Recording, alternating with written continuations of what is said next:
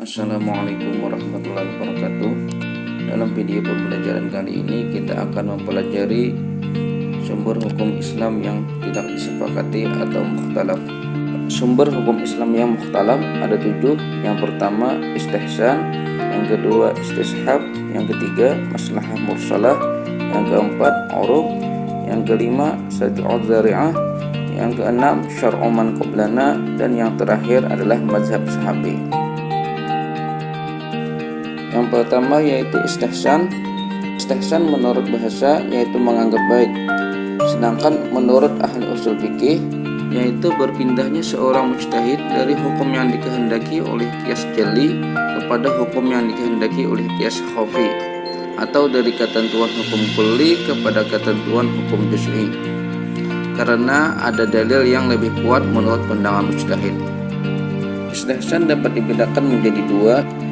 Yang pertama menguatkan qiyas khafi atas qiyas jali. Contohnya wanita yang sedang haid boleh membaca Al-Quran berdasarkan istihsan dan haram menurut qiyas. Yang kedua ketentuan hukum kulli kepada ketentuan hukum juz'i. Contohnya kebolehan dokter melihat aurat wanita dalam proses pengobatan. Menurut kaidah umum seseorang dilarang melihat aurat orang lain, tapi dalam keadaan tertentu seseorang harus membuka bajunya untuk didiagnosa penyakitnya. Maka untuk kemaslahatan orang ini menurut kaidah istihsan, seseorang dokter dibolehkan melihat aurat wanita yang berobat kepadanya. Dasar hukum istihsan yaitu ada pada Quran surah Az-Zumar ayat 18, yang artinya yang mendengarkan perkataan lalu mengikuti apa yang paling baik diantaranya. Mereka itulah orang-orang yang telah diberi Allah petunjuk, dan mereka itulah orang-orang yang mempunyai akal. Ulama yang menerima dan menolak istihsan sebagai sumber hukum. Ulama yang menerima yaitu adalah jumhur Malikiyah dan Hambaliyah. Sedangkan yang menolak adalah ulama Syafi'iyah. Sumber hukum yang kedua yaitu maslahah al-mursalah. Pengertian maslahah mursalah. Maslahah mursalah menurut bahasa mempunyai arti yaitu maslahah berarti kebaikan atau kebermanfaatan, sedangkan mursalah berarti terlepas atau bebas. Menurut Abdul Wahab Khalaf, secara istilah maslahah mursalah adalah maslahah yang tidak ada dalil syara datang untuk mengajuinya dan menolaknya. Ulama yang menerima dan menolak sebagai sumber hukum. Jumhur ulama menolak maslahah mursalah sebagai sumber hukum, sedangkan Imam Malik memperbolehkan berpegang pada maslahah mursalah. Dan menurut Imam Syafi'i, apabila maslahah mursalah itu sesuai dengan dalil kulli atau dalil juz'i dari syara, maka boleh berpegang kepadanya. Syarat-syarat maslahah mursalah. Syarat-syaratnya ada 3. Yang pertama, maslahah itu harus jelas dan pasti, bukan hanya berdasarkan anggapan atau perkiraan. Yang kedua, maslahah itu bersifat umum, bukan untuk kepentingan pribadi. Dan yang ketiga, hukum yang ditetapkan berdasarkan masalah ini tidak bertentangan dengan hukum atau prinsip yang telah ditetapkan oleh nas dan ijma'. Sumber hukum Islam yang ketiga yaitu istishab. Pengertian istishab menurut bahasa mempunyai arti selalu menemani atau selalu menyertai. Menurut istilah, istishab adalah menjadikan hukum yang telah tetap pada masa lampau terus berlaku sampai sekarang karena tidak diketahui adanya dalil yang merubahnya. Macam-macam istishab. Istishab ada 4. Yang pertama istishab al-adam, yaitu tidak ada suatu hukum yang ditiadakan oleh akal berdasarkan asalnya dan tidak pula ditetapkan oleh syara. Yang kedua istishab umum atau nas, sampai datang dalil yang merubahnya berupa mukhasis atau nasikh. Contoh dalam ayat Al-Quran, hukum waris seorang anak dapat bagian dari orang tuanya. Hukum tersebut berlaku umum untuk semua anak sampai datang dalil yang mengkhususkannya, yaitu hadis Nabi SAW yang artinya pembunuh tidak mendapat bagian waris. Jadi setiap anak dapat warisan dari orang tuanya, namun apabila seorang anak statusnya sebagai pembunuh, dia tidak berhak mendapat warisan dari orang tuanya. Yang ketiga, istishab hukum yang ditunjukkan oleh syara tetapnya dan kekalnya karena ada sebabnya. Contohnya, seorang wanita yang menjadi halal bagi seseorang laki-laki sebab adanya akad nikah yang sah, dan hukum halal terus berlaku selama tidak ada hukum yang merubahnya, misalnya talak, fasakh, dan sebagainya. Yang keempat, istishab keadaan ijma' atas suatu hukum pada tempat yang diperselisihkan.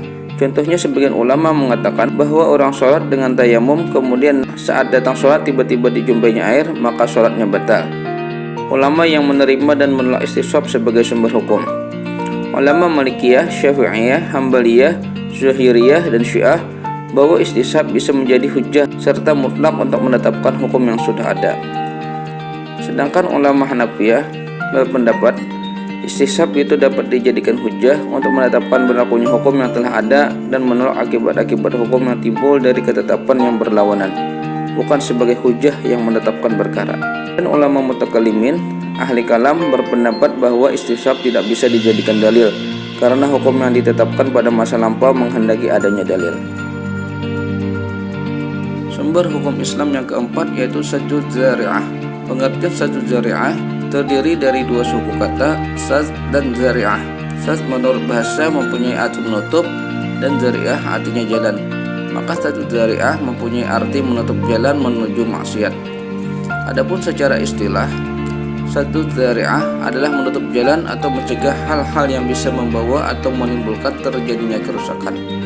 Pengelompokan Saddud Zari'ah dengan memandang kepada akibatnya, Ibnu Qayyim membagi Zari'ah menjadi 4. Yang pertama, Zari'ah yang memang pada dasarnya membawa kepada kerusakan, seperti meminum minuman yang memabukkan yang membawa kepada kerusakan akal dan mabuk.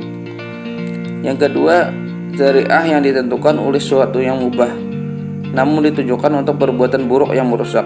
Contoh, nikah itu sendiri pada dasarnya berlaku mubah, namun karena dilakukan dengan niat menghalalkan yang haram menjadi tidak boleh hukumnya.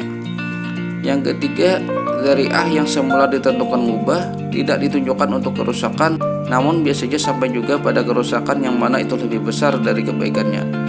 Seperti berhiasnya seorang perempuan yang baru saja suaminya meninggal dunia dalam masa iddah. Berhias perempuan hukumnya boleh, tetapi dia berhias ketika suaminya baru saja meninggal dan masih dalam masa iddah, keadaannya menjadi lain. Yang keempat, Zari'ah yang semula ditentukan untuk mubah, namun terkadang membawa kepada kerusakan, sedangkan kerusakannya lebih kecil dibandingkan kebaikannya. Contoh dalam hal ini, melihat wajah perempuan yang saat dipinang. Dari segi tingkat kerusakan yang ditimbulkan, Abu Ishaq Asy-Syatibi membagi Zari'ah menjadi 4 jenis.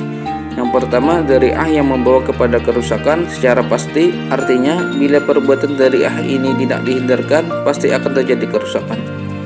Umpamanya menggali lubang di tanah sendiri dekat pintu rumah di waktu malam, dan setiap orang yang keluar rumah tersebut akan terjatuh ke dalam lubang. Sebenarnya menggali lubang itu boleh-boleh saja, namun penggalian yang dilakukan dalam kondisi yang seperti itu akan mendatangkan kerusakan.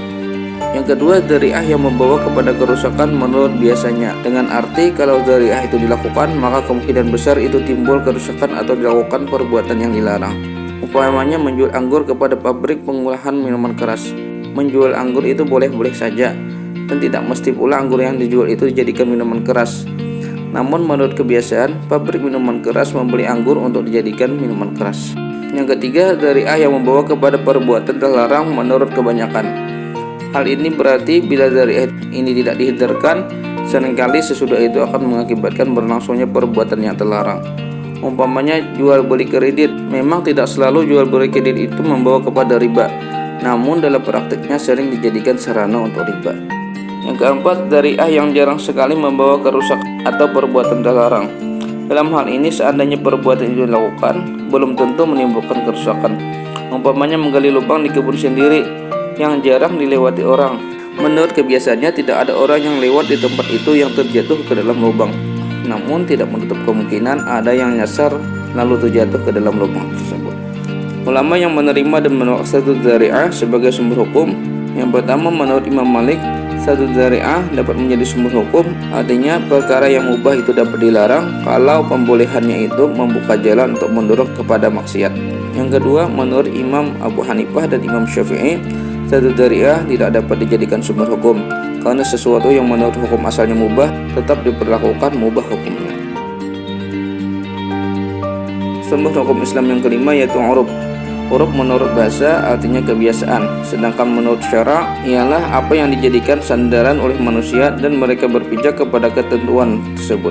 baik yang berhubungan dengan perbuatan yang mereka lakukan maupun terkait dengan ucapan yang dipakai secara khusus. Macam-macam uruf. Dilihat dari segi sifatnya, uruf dibedakan menjadi dua, yaitu uruf amali, artinya uruf yang disandarkan kepada praktik atau perbuatan yang berlaku dalam masyarakat secara terus-menerus. Yang kedua, uruf qauli atau disebut juga dengan uruf lafzi, yaitu kebiasaan masyarakat dalam menggunakan lafal atau ungkapan dan ucapan tertentu. Dilihat dari segi wujudnya, maka uruf dapat dibedakan menjadi dua macam. Yang pertama, uruf sahih atau uruf baik yang telah diterima oleh masyarakat secara luas, dibenarkan oleh pertimbangan akal sehat, membawa kebaikan dan kemaslahatan, dan tidak menyalahi ketentuan nas Al-Quran dan Sunnah. Contoh, mas kawin dalam masa pertunangan. Yang kedua, uruf fasid, yaitu adat istiadat yang tidak baik yang bertentangan dengan nas Al-Quran dan Al-Sunnah serta kaidah-kaidah agama. Kehujahan uruf. Ulama usul sepakat bahwa uruf sahih dapat dijadikan hujah dan sarana dalam menetapkan hukum syarak, sedangkan uruf fasid tidak dapat dijadikan sumber hukum. Sumber hukum Islam yang keenam yaitu syar'u man qablana. Pengertian syar'u man qablana yaitu menurut bahasa berasal dari kata syar'u, artinya sebuah aliran air atau sebuah agama, dan qablana artinya sebelum Islam. Sedangkan menurut istilah, syar'u man qablana adalah syariat yang diturunkan Allah kepada umat sebelum Nabi Muhammad SAW. Macam-macam syar'u man qablana. Yang pertama, dinasakh syariat kita. Contohnya pada syariat Nabi Musa alaihissalam, pakaian yang terkena najis tidak akan suci kecuali dipotong apa yang kena najis itu. Yang kedua, dianggap syariat kita melalui Al-Quran dan Al-Sunnah. Ini termasuk syariat kita atas kesepakatan ulama. Contohnya, perintah menjalankan puasa. Yang ketiga, tidak ada penegasan dari syariat kita apakah dinasakh atau dianggap sebagai syariat kita. Kehujahan syar'u man qablana. Sebagian ulama seperti Imam Abu Hanifah, Imam Maliki, Imam Syafi'i, dan Imam Ahmad bin Hanbal menyatakan bahwa hukum Islam yang disebutkan dalam Al-Quran dan As-Sunnah, meskipun objeknya tidak untuk Nabi Muhammad SAW, selama tidak ada penjelasan tentang nasakhnya, maka berlaku pula bagi umat Nabi Muhammad SAW. Sumber hukum yang ketujuh yaitu mazhab sahabi. Pengertian mazhab sahabi.